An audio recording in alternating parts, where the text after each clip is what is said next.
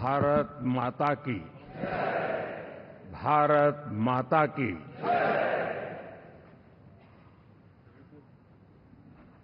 मैं सबसे पहले तो इस सभागृह में उपस्थित एनडीए घटक दलों के सभी नेतागण, नवनिर्वाचित सभी सांसदगण और हमारे राज्यसभा के भी सांसदगण, आप सबका हृदय से बहुत बहुत आभार व्यक्त करता हूं।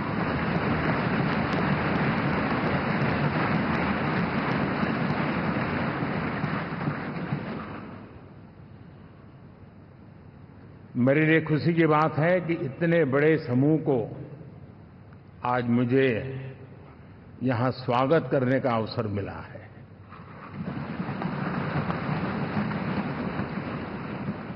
जो साथी विजयी होकर के आए हैं वे सभी अभिनंदन के अधिकारी हैं,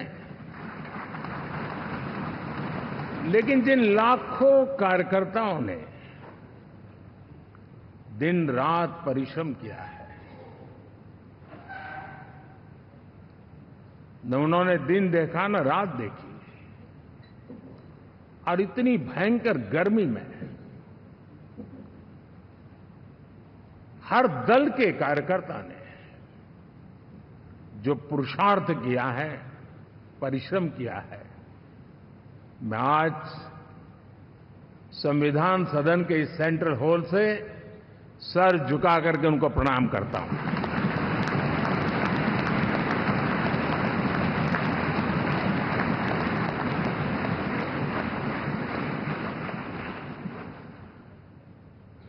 साथियों, मेरा बहुत सौभाग्य है कि एनडीए के नेता के रूप में आप सब साथियों ने सर्वसम्मति से चुन करके मुझे एक नया दायित्व दिया है, और इसके लिए मैं आपका बहुत बहुत आभारी हूं।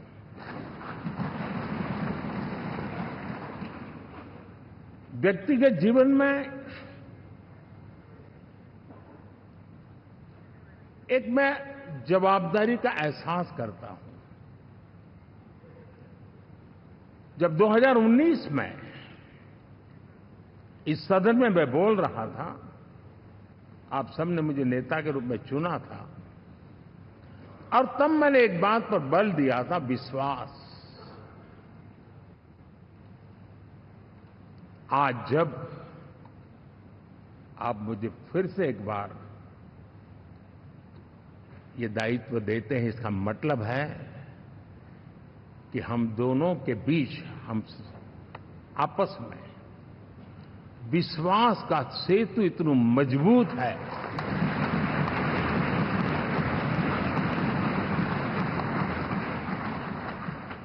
ये अटूट रिश्ता विश्वास की मजबूत धरातल पर है, और ये सबसे बड़ी पूंजी होता है। और इसलिए ये पल मेरे लिए भावुक करने वाले भी है, और आप सबके प्रति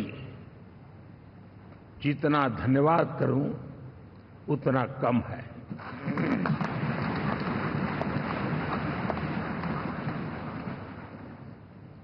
साथियों,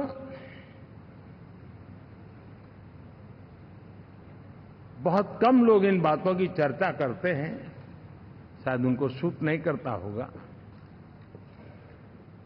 लेकिन हिंदुस्तान के इतने महान लोकतंत्र की ताकत देखिए कि एनडीए आज देश में 22 राज्यों में लोगों ने उनको सरकार बना करके सेवा करने का मौका दिया।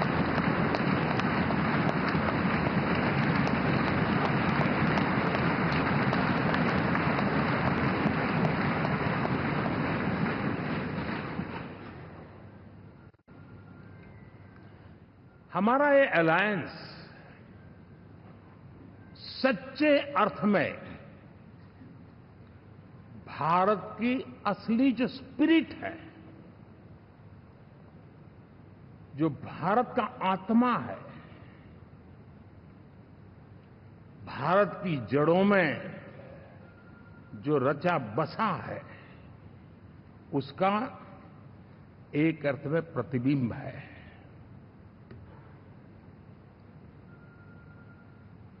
और मैं इसलिए कह रहा हूं कि थोड़ी नजर करें, हमारे देश में 10 ऐसे राज्य जहां हमारे आदिवासी बंधुओं की संख्या प्रभावी रूप से है, निर्णायक रूप से है, जहां इस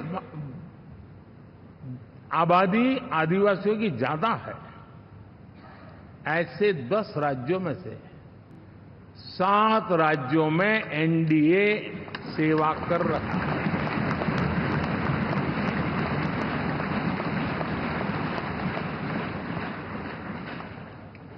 साथियों, हम सर्वपंथ संभाव के हमारे संविधान को समर्पित है और देश में चाहे हमारा गोवा हो या हमारा नॉर्थ ईस्ट हो, जहां बहुत बड़ी मात्रा में हमारे ईसाई भाई बहन रहते हैं, आज हम उन राज्यों में भी एनडीए के रूप में सेवा का अवसर हमें मिला।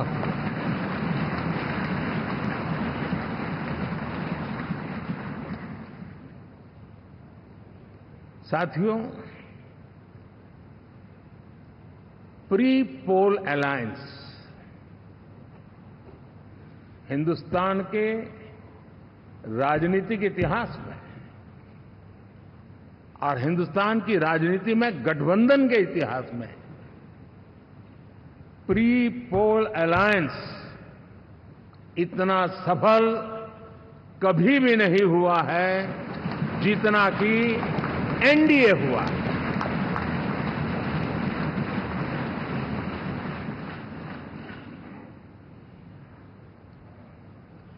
और ये गठबंधन का विजय, हमने बहुमत हासिल किया है और मैं कई बार कह चुका हूं, शब्द अलग होंगे लेकिन मेरे भाव उसमें एक सातत्य है। सरकार चलाने के लिए बहुमत आवश्यक है, लोकतंत्र का वही एक सिद्धांत है, लेकिन देश चलाने के लिए सर्वमत बहुत जरूरी होता है।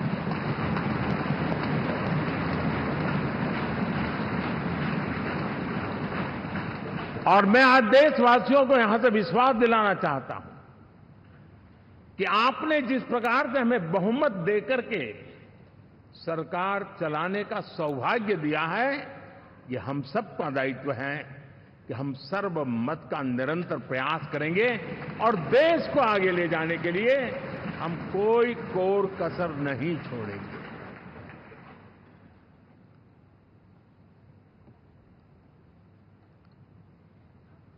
साथियों, एनडीए को करीब करीब 3 दशक हो चुके हैं। यानी आजादी के 75 साल में 3 दशक एनडीए, ये सामान्य घटना नहीं है जी।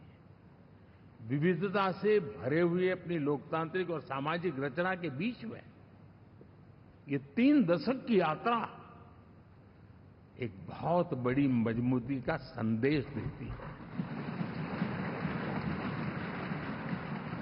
और मैं आज बड़े गर्व के साथ कहता हूं कि किसी एक समय वो था कि संगठन के कार्यकर्ता के रूप में इस अलायंस का हिस्सा था, व्यवस्थाओं से जुड़ा रहता था और आज सदन में बैठ करके आपके साथ काम करते करते मेरा भी नाता इससे 30 साल का रहा है और मैं कह सकता हूं, हकीकतों के तथ्यों के आधार पर कह सकता हूं, ये सबसे सफल अलायंस है।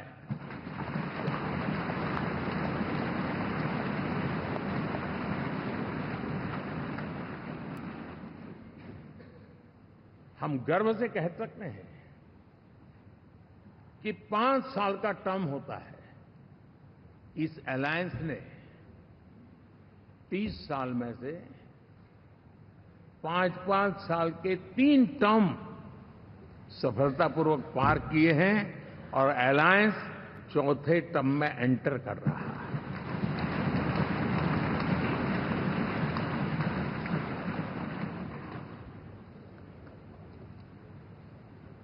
साथियों, इस बात को जो राजनीति के विशेषज्ञ हैं, अगर मुक्त मन से, मुक्त मन शब्द बहुत महत्व का है, वे सोचेंगे तो पाएंगे कि एनडीए ये सत्ता प्राप्त करने का या सरकार चलाने का कुछ दलों का जमावड़ा नहीं है। ये राष्ट्र प्रथम की मूल भावना से नेशन फर्स्ट के प्रति कमिटेड वैसा ये समूह है। और 30 साल का लंबा कालखंड शुरू में शायद असेंबल हुआ होगा, लेकिन आज मैं कह सकता हूं कि भारत के राजनीतिक व्यवस्था में एक ऑर्गेनिक अलायंस है।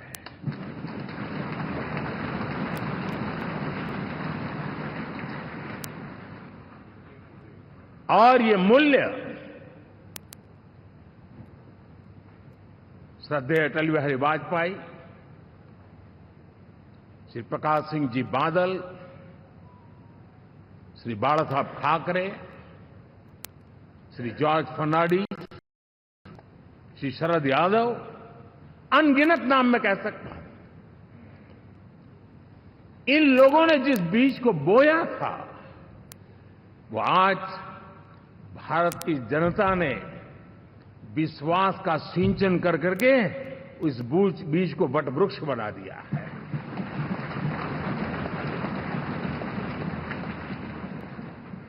और हम सबके पास ऐसे महान नेताओं की विरासत है और हमें इसका गर्व है। बीते 10 वर्षों में हमने एनडीए की उसी विरासत, उसी मूल्यों को लेकर के निरंतर आगे बढ़ने का और देश को आगे बढ़ाने का प्रयास किया। जब मन से राजनीति के विश्लेषक अगर विश्लेषण करेंगे तो देखेंगे कि एनडीए का जो लोग दिखते हैं ना, उसमें एक कॉमन चीज नजर आती है और वो है गुड गवर्नेंस। इन सबने अपने अपने समय में, अपने अपने कार्यकाल में जब जब जहां सेवा करने का मौका मिला है, गुड इस देश को दिया है। और इस प्रकार से एनडीए एक प्रकार से, एनडीए कहते ही गुड गवर्नेंस ये अपने आप पर्यायवाची बन जाता है। साथियों, हम लोगों के सभी के कार्यकाल में, चाहे मैं गुजरात में रहा हूं या बाबू हमारे आंध्र में रहे हो या नीतीश जी ने के लिए भरपूर सेवा की हो, हम सबके अंदर केंद्र बिंदु में गरीब का कल्याण केंद्रस्थ रहा है।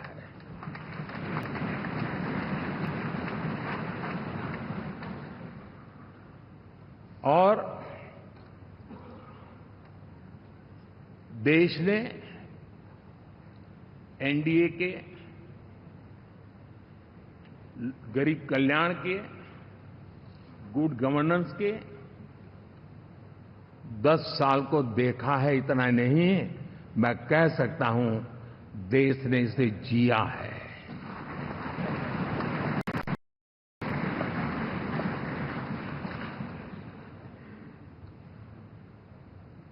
जनता जनार्दन ने सरकार क्या होती है, सरकार क्यों होती है, सरकार किसके लिए होती है, सरकार कैसे काम करती है, इसको पहली बार अनुभव किया है। वरना जनता और सरकारों के बीच में एक खाई की व्यवस्था ही बनी हुई थी। हमने उसको पाट दिया है। हमने सबका प्रयास का मंत्र देश को नई ऊंचाई पर ले जाने के लिए चरितार्थ करके देखा है। साथियों, एनडीए सरकार में हम अगले 10 साल में, मैं बहुत जिम्मेवारी के साथ कह रहा हूं, अगले 10 साल में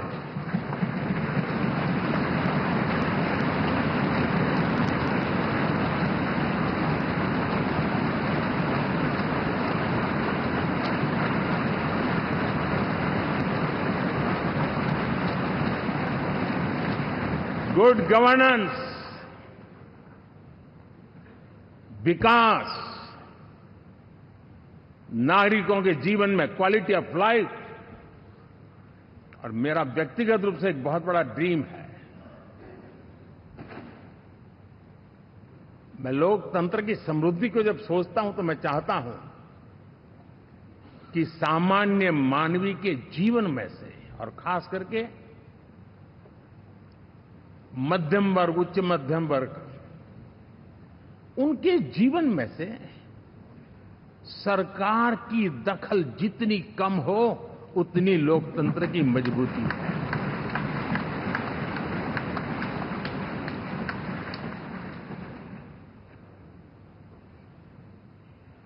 और आज के टेक्नोलॉजी के युग में बहुत आसानी से हम, वरना एक दिन में 10 काम हो तो 10 अलग अलग वो सारी चीजें मांगेंगे। हम बदलाव चाहते हैं। गुड गवर्नेंस का ये भी एक महत्वपूर्ण पहलू है।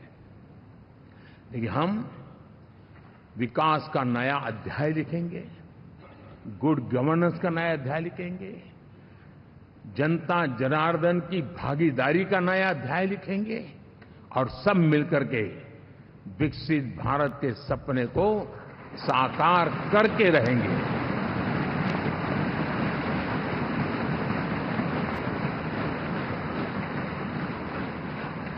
साथियों, एनडीए में, और मैं अगर विस्तार से कहूं तो सदन में किसी भी दल का कोई भी जनप्रतिनिधि होगा, मेरे लिए सब बराबर है।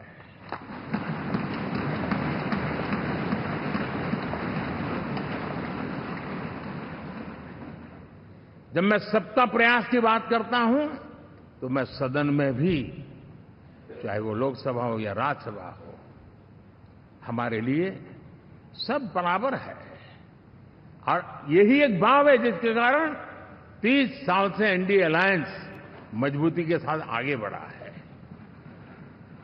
अपना पराया कुछ नहीं है। सबको गले लगाने में हमें कभी कोई कमी नहीं रखी है। उसी का परिणाम है कि जनता का विश्वास भी जीत पाते हैं। साथियों, हमने 2024 में जिस टीम भावना से काम किया है और ग्रासरूट लेवल पे किया है, सिर्फ फोटो ऑप करना, नेता मिलकर के हाथ हिलाएं और फिर तुम्हारे रास्ते में मेरे रास्ते, ऐसा नहीं। ग्रासरूट लेवल तक सबने मिल करके ये जो काम किया है, और उसी ने हमें ऑर्गेनिक अलायंस का सामर्थ्य दिया है।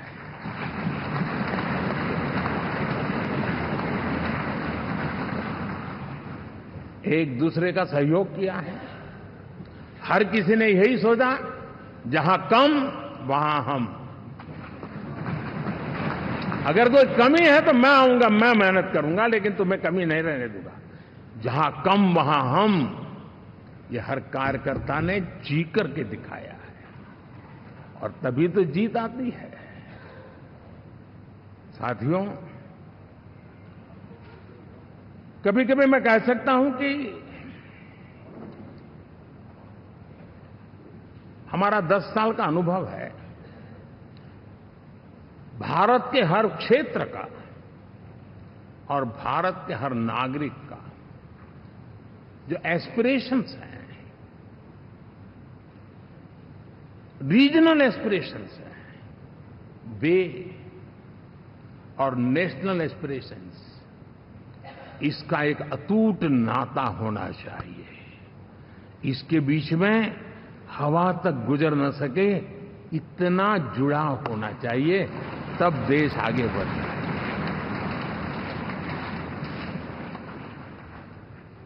साथियों, इस चुनाव में मैं कुछ उल्लेख जरूर करना चाहूंगा जो मेरी नजरिए से मैंने देखा है। दक्षिण भारत में एनडीए ने एक नई राजनीति की नींव मजबूत की है।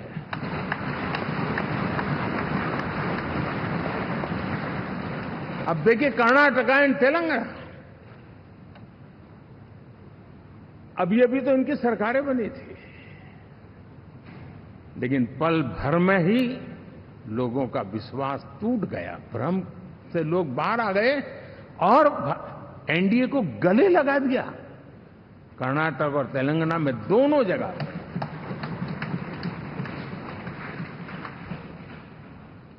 साथियों, तमिलनाडु, मैं तमिलनाडु की टीम को भी बधाई देना चाहूंगा, और वहां हमारा एनडीए समूह बहुत बड़ा भी है, और कईयों को पता था कि हम एक साथ एक सीट नहीं लड़ा पाएंगे, लेकिन इस लड़ाई में हम साथ रहेंगे। और मैंने बहुत से एनडीए के साथी तमिलनाडु में ऐसे हैं कि जिनका कोई उम्मीदवार नहीं था, लेकिन इस झंडे को ऊंचा रखने के लिए वो जी जान से जुटे थे। और इसलिए आज तमिलनाडु में भले हम सीट नहीं जीत पाए, लेकिन जिस तेजी से एनडीए का वोट शेयर बढ़ा है, वो साफ साफ संदेश दे रहा है कल में क्या लिखा हुआ है।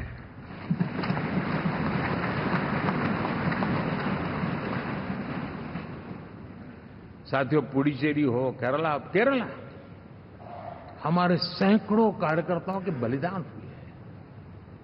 यूडीएफ हो या एलडीएफ हो, शायद हिंदुस्तान के राजनीतिक जीवन में इतना जुल्म एक विचारधारा को लेकर के जीने वाले लोगों पर हुआ होगा तो सिर्फ मैं कह सकता हूं केरल में हुआ है। जम्मू कश्मीर से भी ज्यादा हुआ है। उसके बावजूद भी सामने कहीं विजय नजर नहीं आता था। उन्होंने परिश्रम की पराकाष्ठा में कभी पीछे नहीं रहे, पीढ़ियां खपा दी, और आज पहली बार संसद में केरल से हमारा प्रतिनिधि बन के आया।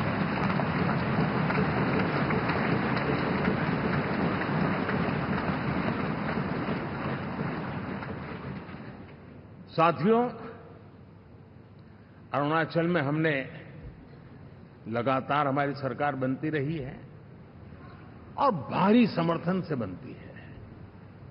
सिक्किम में भी हमारे एनडीए की सरकार करीब करीब क्लीन स्वीप के साथ, अरुणाचल क्लीन स्वीप। आंध्र, मैं अबू बाबू को पूछ रहा था, बोले हिस्टोरिकली ये सबसे हाईएस्ट विक्ट्री है।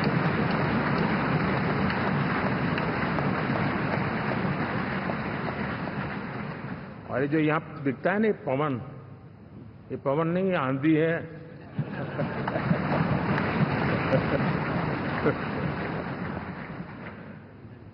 आंध्र ने इतना बड़ा हमारे प्रति जनमत दिया है। हिंदुस्तान के लिए एक सामान्य मानवी की विकास की जो जिजीविषा है, उसका प्रतिबिंब है। और महाप्रभु जगन्नाथ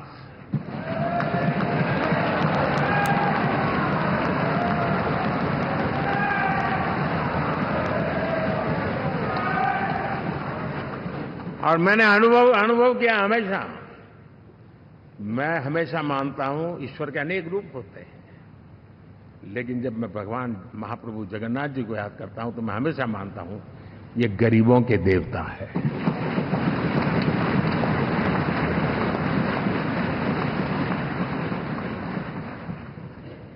और वहां जो क्रांति रूप परिणाम आया है, मैं इसे एक रिवॉल्यूशन देख रहा हूं। और मैं इसके साथ कह सकता हूं कि विकसित भारत का हमारा जो सपना है, आने वाले 25 वर्ष, पहले मैंने 10 साल कहा था, यहां मैं 25 साल कह रहा हूं, आने वाले 25 साल महाप्रभु जगन्नाथ जी की कृपा से उड़ीसा देश की विकास यात्रा के ग्रोथ इंजन पैकी एक होगा।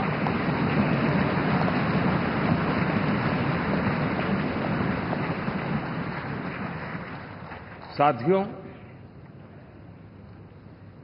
हम लोग जब 4 जून के नतीजे चल रहे थे, मैं तो अपने काम में कुछ व्यस्त था, बाद में फोन आना शुरू हो गए। तो मैंने किसी को पूछा, यार ये तो ठीक है आंकड़े वांकड़े, तो मुझे ये बताओ कि ईवीएम जिंदा है कि मर गया?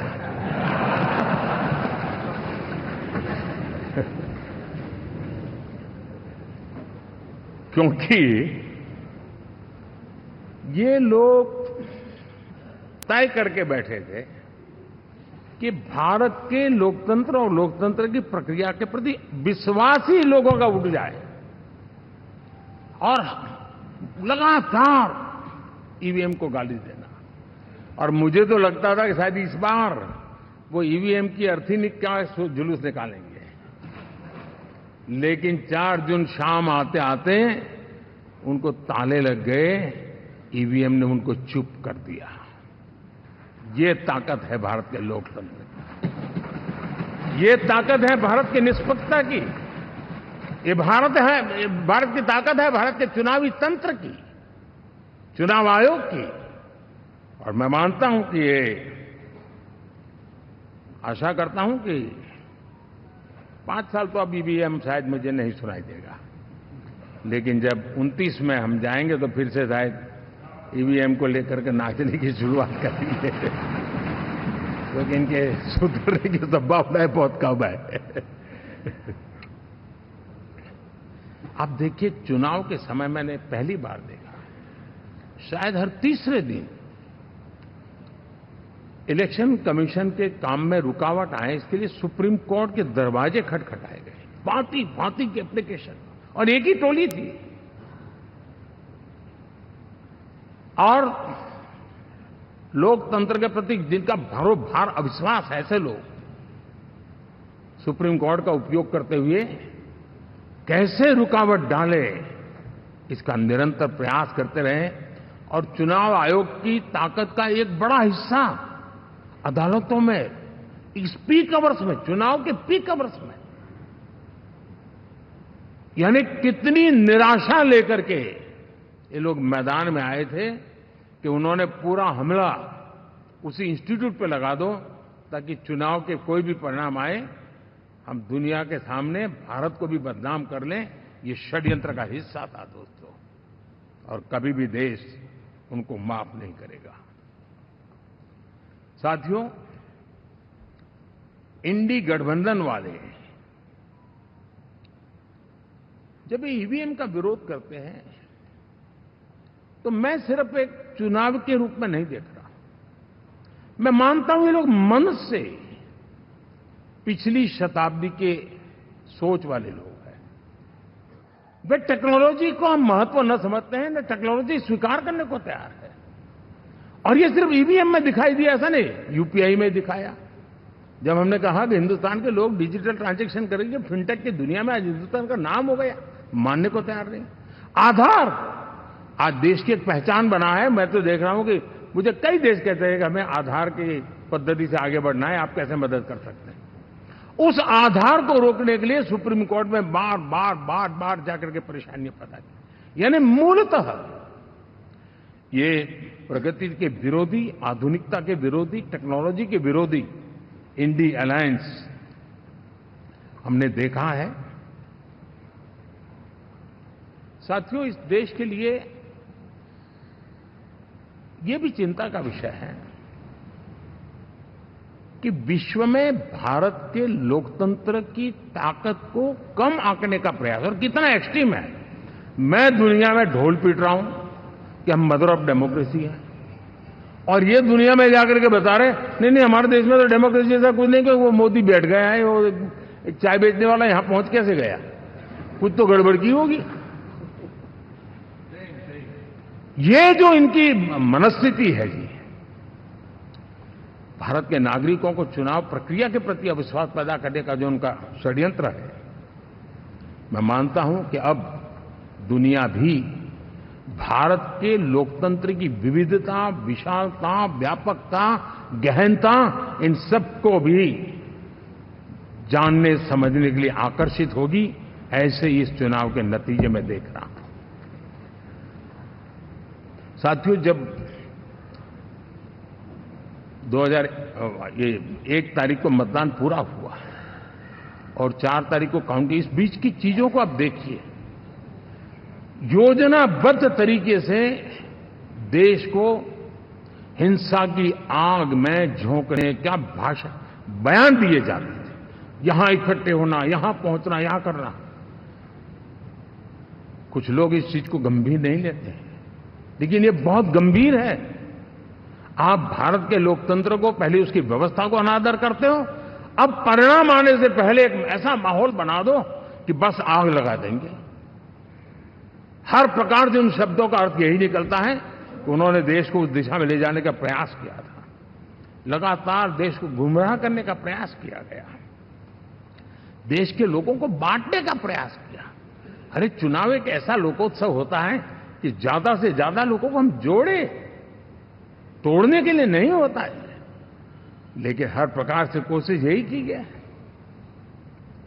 साथियों, मैं मानता हूं कि 2024 के लोकसभा के चुनाव के जो नतीजे हैं, हर पैरामीटर से देखेंगे, दुनिया ये मानती है और मानेगी कि ये एनडीए का महाविजय है।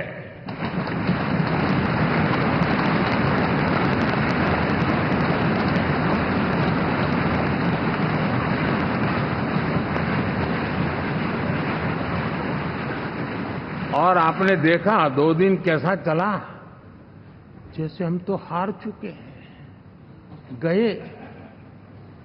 सब चारों तरफ यही दिखता था,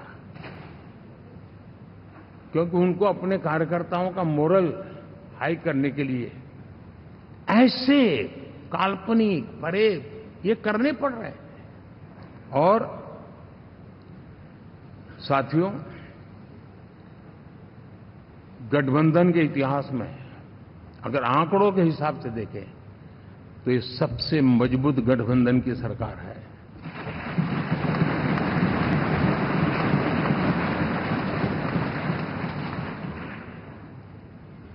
लेकिन कोशिश ये की गई कि इस विजय को स्वीकार न करना, उसको पराजय के छाया में डुबो के रखना। लेकिन उसकी ऐसी चीजों की बाल मृत्यु हो जाती है, और हो भी गई। लेकिन देशवासी जानते हैं कि न हम हारे थे, न हम हारे हैं।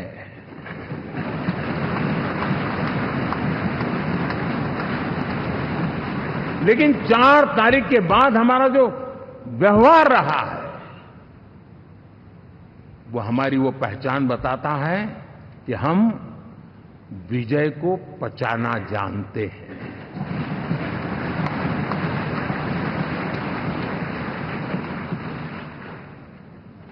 हमारे संस्कार ऐसे हैं कि विजय की गोद में उन्माद पैदा नहीं होता है और न ही पराजित लोगों के प्रति उपहास करने के हमारे संस्कार हैं।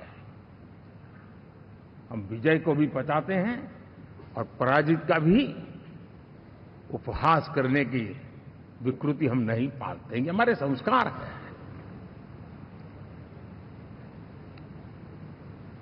अब किसी भी बालक को पूछो कि भाई लोकसभा के चुनाव के पहले सरकार किसकी थी, तो कहेगा एनडीए।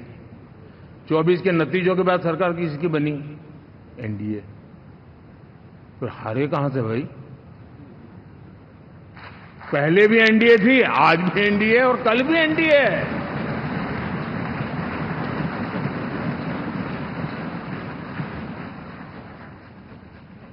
आप सोचिए 10 साल बाद भी कांग्रेस 100 के आंकड़े को नहीं छू पाई।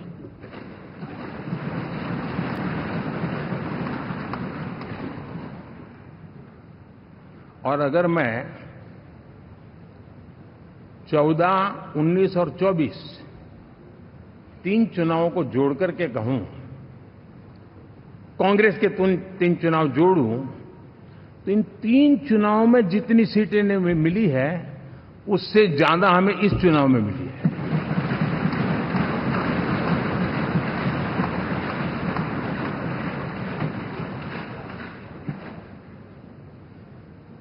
और मैं साफ देख रहा हूं साथियों, एनडीए वालों को अंदाज नहीं है। वे धीरे धीरे पहले तो डूब रहे थे, अब तेज गति से ये गर्त में जाने वाले हैं।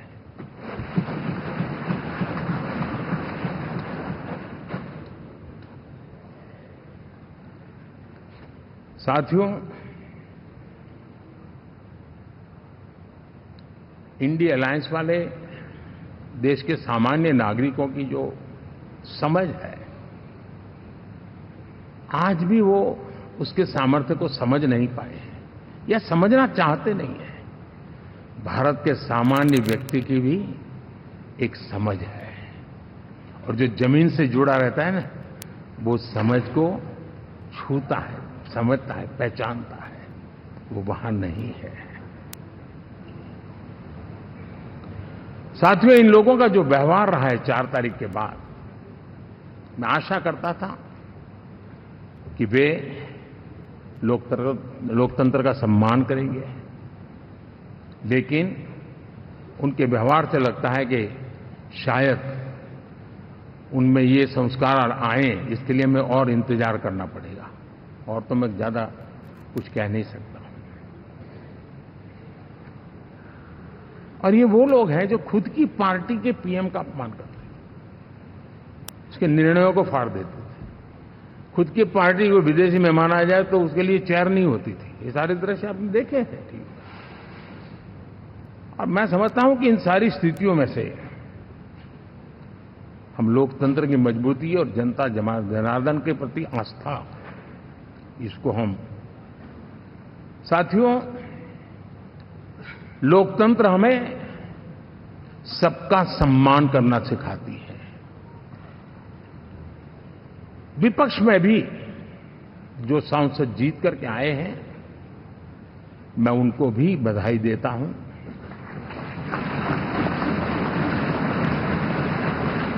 और मैं पिछले 10 वर्ष में एक चीज मिस कर रहा था कि debate, participation, quality of debate मैं मिस कर रहा हूं। लेकिन मैं आशा करता हूं कि अब इस नया जो सदन बना है वो कमी मुझे खलेगी नहीं, शायद हमारे साथी भी राष्ट्रहित की नीयत के साथ सदन में आएंगे और भले वो विपक्ष में बैठे होंगे, लेकिन राष्ट्र के विपक्ष में नहीं है, हमारे विपक्ष में है। राष्ट्र में तो हम सब एक ही दिशा में हैं।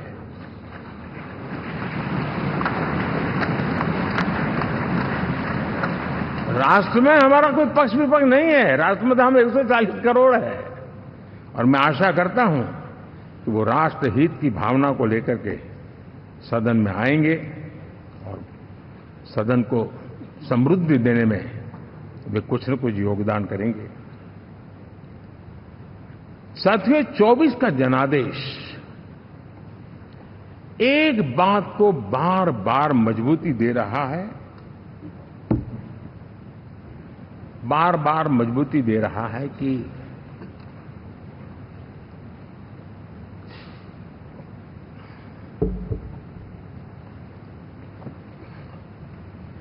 देश को आज के वातावरण में सिर्फ और सिर्फ एनडीए पर ही भरोसा है।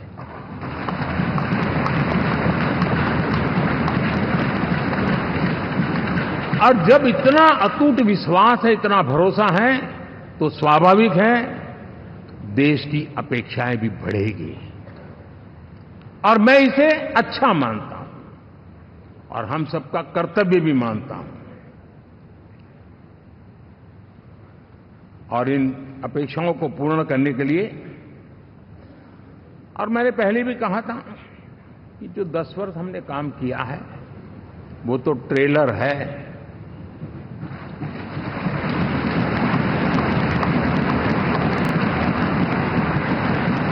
और वो मेरा चुनावी वाक्य नहीं था, ये मेरा कमिटमेंट है। हमें और तेजी से, और विस्तार से, और तेज गति से देश के आकांक्षाओं को पूर्ण करने में रत्ती भर भी विलंब नहीं करना है।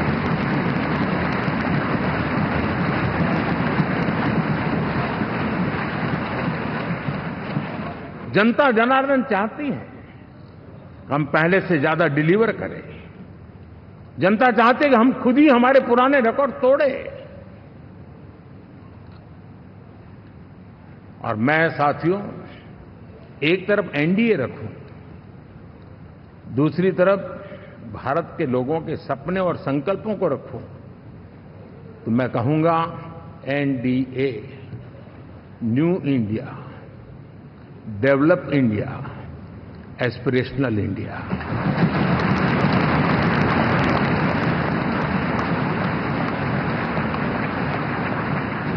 और इसी सपने और संकल्पों को पूरा करना, ये हम सबका संकल्प भी है, कमिटमेंट भी है और हमारे पास रोड मैप भी है।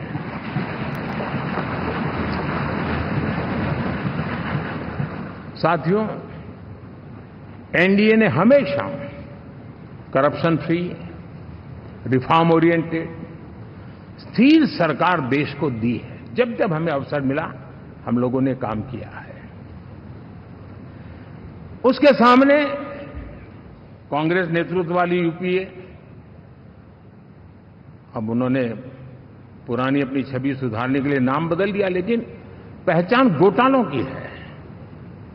आए दिन घोटाले, यही पहचान रही है। और नाम बदलने के बावजूद भी देश उनके घोटालों को नहीं भुला है, उनको नकारा है।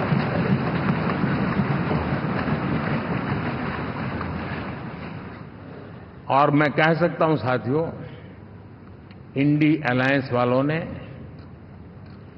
एक व्यक्ति का अपोज करने के वन पॉइंट एजेंडा के कारण देश की जनता ने उनको ही ऑपोजिशन में बिठा दिया है।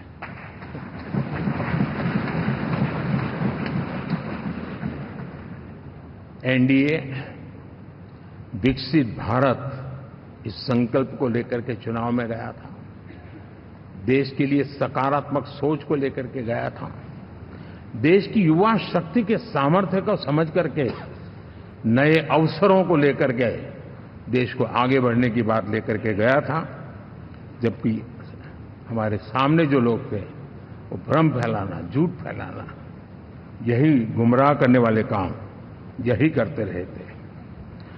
अब एनडीए और उनका देखें, इवन नामांकन में जाएंगे तो भी आपको देखेगा उनका चुनाव प्रचार, उनका नामांकन, हम लोगों का एक एक दृश्य देख लीजिए और उनका एक एक दृश्य देखिए, कितना बड़ा अंतर है। हर चीज में उनका कैरेक्टर दिखाई देता है। और क्या रहा, फोटो ऑप के लिए तो उन्होंने अलायंस घोषित कर दिया, लेकिन कितने ही राज्यों में वो आपस में लड़ते रहे हैं, चुनावी जंग में एक दूसरे की पीठ में छुरा भोंकते रहे हैं। कभी उन्होंने कहा कि ये तो हमारा वैचारिक अलायंस है, वो विचार लेवल पर ठीक है, बाकी नीचे तो हमारा अपना हम तैयार करेंगे। और अब फिर उन्होंने कहा कि भाई हम तो सीट के आधार पर अलायंस करेंगे, टोटल न भी करें, ये भी खेल खेला। और अभी अभी तो चुनाव पूरा शुरू कर दिया कि ये तो हमारा अलायंस लोकसभा के चुनाव के लिए ही था, बाद में नहीं है, ये भी शुरू कर दिया। यानी मैंने बहुत पहले कहा था कि आप देख लेना 4 जून के बाद बिखराव शुरू हो जाएगा, और वो शुरू हो चुका है। इसका मतलब ये हुआ कि वो सिर्फ और सिर्फ सत्ता सुख के लिए एक दूसरे का साथ देने की कोशिश करते थे, लेकिन उनमें उनका अगर स्वार्थ निश्चित होता तो साथ देना, वरना नहीं देना, ये कैरेक्टर था। साथियों, ये लोग कितने ही बड़े झूठे बोलते रहे हैं।